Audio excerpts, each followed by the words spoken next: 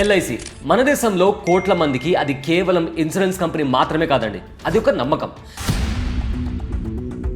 ప్రతి నెల ప్రీమియం కట్టే మిడిల్ క్లాస్ ఫ్యామిలీకి ఎల్ఐసి అంటే భద్రత. కానీ జూన్ 2026లో ఒక న్యూస్ వచ్చింది. ఆ న్యూస్ చూసిన తర్వాత స్టాక్ మార్కెట్ మాత్రమే కాదు, చాలా మంది ఎల్ఐసి పాలసీ హోల్డర్స్ కూడా కంగారు పడ్డారు. ఎందుకంటే ఎల్ఐసి ఇన్వెస్ట్ చేసిన ఒక కంపెనీ మీద సెబీ ఏకంగా 15.15 lakh crores మిస్‌రిప్రజెంటేషన్ అలిగేషన్ చేసింది. ఇప్పుడు చాలా మందిలో ఒకటే క్వశ్చన్, ఎల్ఐసిలో ఇన్వెస్ట్ చేసిన మన డబ్బులు సేఫేనా? ఎల్ఐసికి లాస్ వస్తే మన పాలసీ మీద ఇంపాక్ట్ పడుతుందా? మన మెచ్యూరిటీ అమౌంట్ తగ్గిపోతుందా? అసలు ఎల్ఐసి ఆ కంపెనీలో ఎందుకు ఇన్వెస్ట్ చేసింది? మరి సెబీ ఎగ్జాక్ట్లీ ఏం కనిపెట్టింది? ఈ క్వశ్చన్స్ అన్నిటికీ సమాధానం తెలుసుకోవడానికి ఈ వీడియోని ఎండ్ వరకు చూడండి. హాయ్, నా పేరు Abule Sayyed. Let's start our video.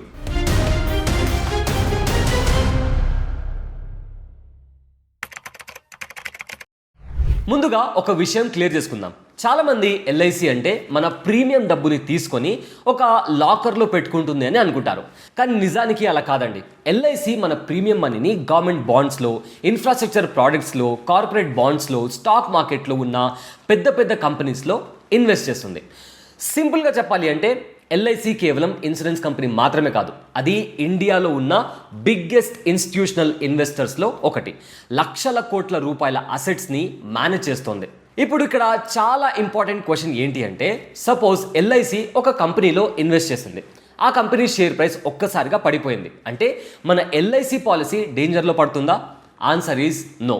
ఎందుకంటే ఎల్ఐసి దగ్గర ఉన్న పోర్ట్ఫోలియో చాలా పెద్దది. ఒక కంపెనీలో వచ్చిన లాస్ వల్ల మొత్తం ఎల్ఐసి కొలాప్స్ అవ్వడం జరగదండి. లెట్స్ సే ఫర్ ఎగ్జాంపుల్, ఒక ఫ్యామిలీ దగ్గర 10 lakh rupees సేవింగ్స్ ఉన్నాయనుకోండి. అందులో 10,000 rupees ఒక స్టాక్లో ఇన్వెస్ట్ చేశారు. ఆ స్టాక్ పడిపోయిందంటే కాస్త బాధగా ఉంటుంది, కానీ మొత్తం సేవింగ్స్ పోలేదు కదా. ఎల్ఐసి పోర్ట్ఫోలియో కాన్సెప్ట్ కూడా సేమ్ అలానే ఉంటుంది. కాబట్టి ఈ వీడియో చూస్తున్న వాళ్ళల్లో ఎవరైనా ఎల్ఐసి పాలసీ హోల్డర్ ఉంటే ముందుగా ఒక విషయం గుర్తుపెట్టుకోండి. ఈ అలిగేషన్స్ వచ్చాయి కాబట్టి రేపు మీ పాలసీ క్యాన్సల్ అయిపోతుంది అని కాదు, మీ మెచ్యూరిటీ అమౌంట్ రాదు అని కాదు, మీ ప్రీమియం మొత్తం డేంజర్లో ఉంది అని కాదు. మరి ప్రాబ్లం ఏంటి? ప్రాబ్లం ఎల్ఐసి సర్వైవ్ అవుతుందా లేదా అని కాదండి. ప్రాబ్లం వచ్చేసి ఎల్ఐసి ఇన్వెస్ట్మెంట్ డెసిషన్ గురించి. ఎందుకంటే చాలామంది ఇన్వెస్టర్స్ ఇప్పుడు ఒక క్వశ్చన్ అడుగుతున్నారు, మ్యూచువల్ ఫండ్స్ ఎక్కువగా ఇన్వెస్ట్ చేయని ఒక కంపెనీలో ఎల్ఐసి ఎందుకు ఇన్వెస్ట్ చేసింది?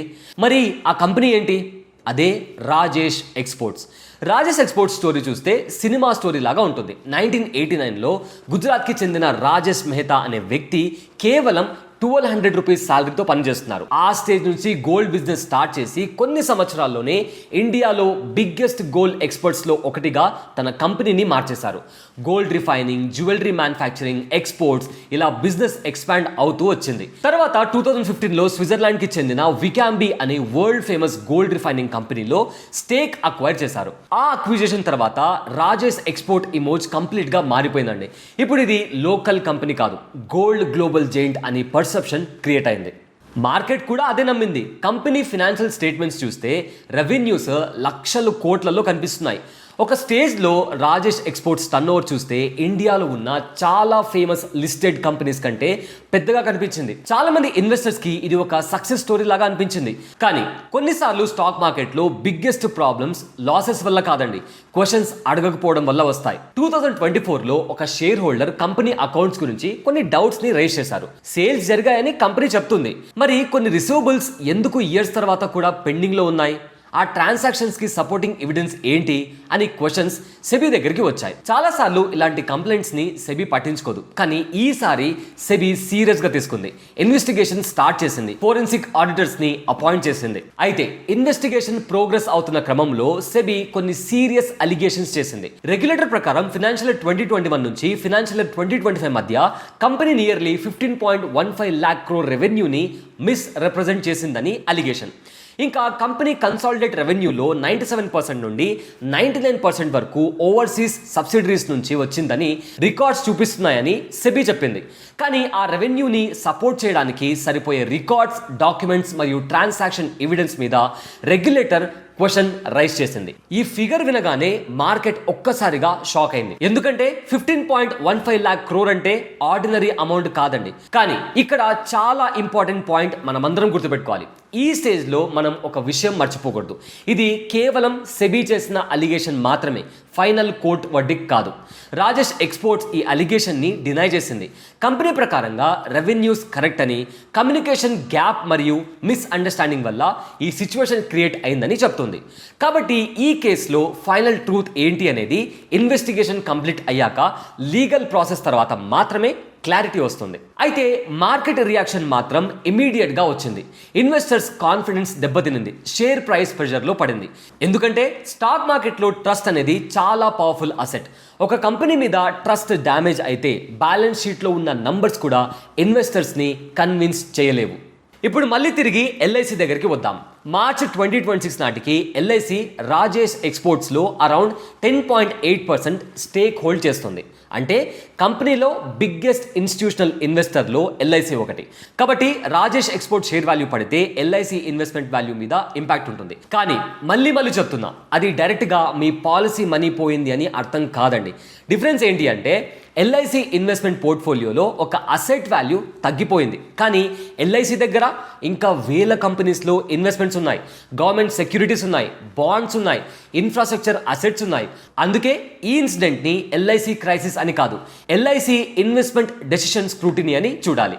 యాక్చువల్లీ ఈ ఎంటైర్ స్టోరీలో బిగ్గెస్ట్ లెసన్ రాజేష్ ఎక్స్పోర్ట్స్ గురించి కాదు, ఎల్ఐసి గురించి కూడా కాదు, అది ఇన్వెస్ట్మెంట్ గురించి.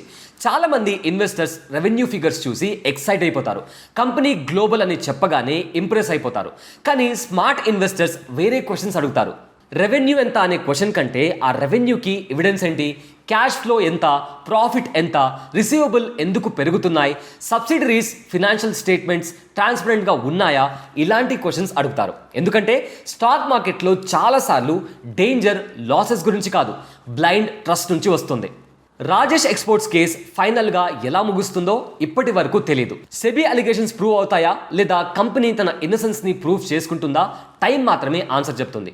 కానీ ఒక విషయం మాత్రం క్లియర్, ఒక షేర్ హోల్డర్ రైజ్ చేసిన డౌట్ ఇండియన్ కార్పొరేట్ సెక్టార్లో బిగ్గెస్ట్ డిస్కషన్లో ఒకటిగా మారిపోయింది.